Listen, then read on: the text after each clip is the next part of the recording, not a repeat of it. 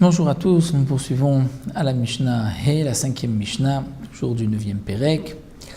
La Mishnah nous enseigne le din de ce qui est marqué dans la Torah, Gozel et Travero, celui qui a volé son prochain, ne serait-ce que l'équivalent de Shavé Pruta, l'équivalent d'une Pruta, qui est la plus petite monnaie. Venish Balo, et il a juré qu'il n'avait pas volé. Donc un homme a volé, Shavé Pruta, dire la somme, la plus petite somme qui est considérée comme étant une somme, comme quelque chose, c'est donc la fameuse Pruta. Venish Balo, il jure qu'il n'a pas volé. Étant donné qu'il a juré, pour un faux, bien sûr, pour se faire pardonner de sa faute, il devra rendre ce qu'il a volé, rajouter 1/5 au prix donc de ce qu'il a volé, on dirait 1/5 du prix de ce qu'il a volé, il rajoutera lorsqu'il va rendre le keren, le capital, et il devra aussi apporter un korban hacham. La Mishnah nous dit, étant donné qu'il a volé Shavé Pruta, il se devra, s'il veut être pardonné, de rendre au propriétaire de la pièce qu'il a volée, de l'objet qu'il a volé, il devra rendre ce qu'il a volé à Filou les Madaï, c'est-à-dire même à l'autre bout du monde. Il n'a pas de kapara, de pardon, tant qu'il n'a pas rendu ce qu'il a volé.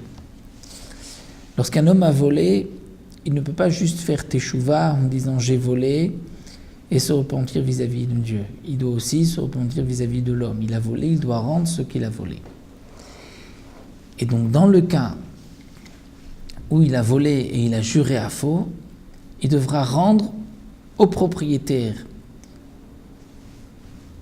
de la pièce, il devra lui rendre la pièce qu'il a volée, par exemple. Mais lo yiten, lo libnov, lo lishluchu, il ne pourra pas donner au fils de cet homme-là, ni au shliach, c'est-à-dire à quelqu'un qui a été, dire qu'on pourrait mandater, lui dire reçois, prends pour le propriétaire. Sauf si c'est le propriétaire, on va dire de la pièce, qui dit devant 2 témoins, une personne va récupérer cette pièce qu'un tel m'a volée. Aval noten le shliach beddin. Mais s'il ne peut pas faire autrement, s'il ne retrouve pas le propriétaire, donc les Chachamim ont institué pour ne pas fermer la porte devant celui qui veut faire teshuva, les Chachamim ont institué qu'il va donner au shliach beddin, c'est-à-dire un responsable du tribunal. Un responsable du beddin, il donnera cet argent et lui va donc faire un kinyan, un acte d'acquisition pour le propriétaire, pour celui qui a été, donc le nixal qui a été volé, et le beddin devra garder cet argent jusqu'au jour où le nixal viendra le récupérer.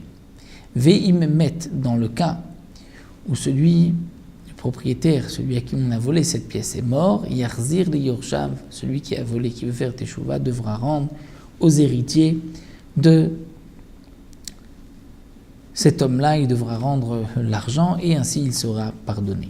C'est pour cela que nous avons aussi un pasouk dans la Torah, que lorsqu'un homme a volé à un converti, à un guerre, le guerre, s'il n'a pas laissé d'enfant, n'a pas d'héritier, étant donné qu'un homme qui se convertit est katan shenolad, est considéré comme un enfant qui vient de naître.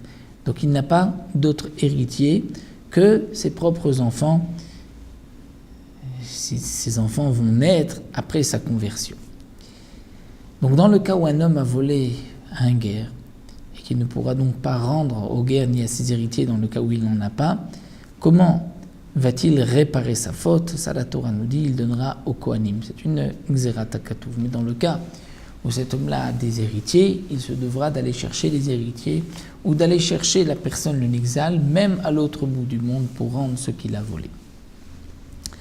On continuera avec c'est halachot, encore 2 Mishnayot que nous verrons Bezrat Hashem par la suite.